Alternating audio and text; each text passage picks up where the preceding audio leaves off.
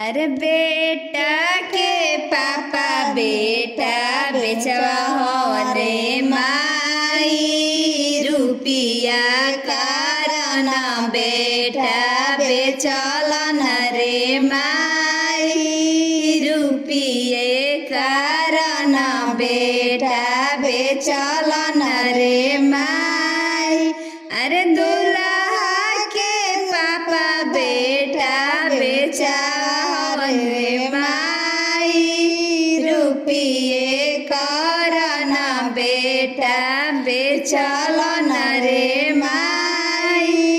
अरे बेटी के पापा धन सेठ हो रे माई तौली बिचाई रुपिया गनल न रे माई तौली बिचाई रुपिया गनल न रे माई।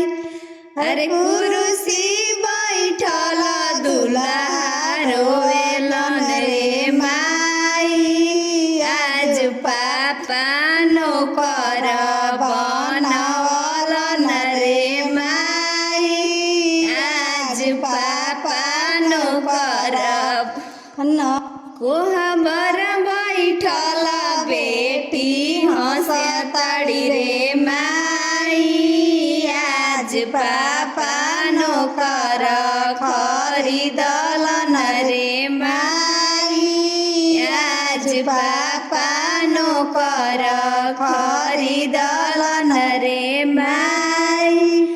बेटा के पापा धन पापा बेटा के चाचा बेटा बेचावा होने माई रुपिया कारण बेटा बेचल न रे माई रुपिये कारण बेटा बेचल न रे माई। बेटी के चाचा धन सेठ रे माई तौली बिचाई रुपिया गनल न रे माई तौली बिचाई रुपिया गनल न रे माई।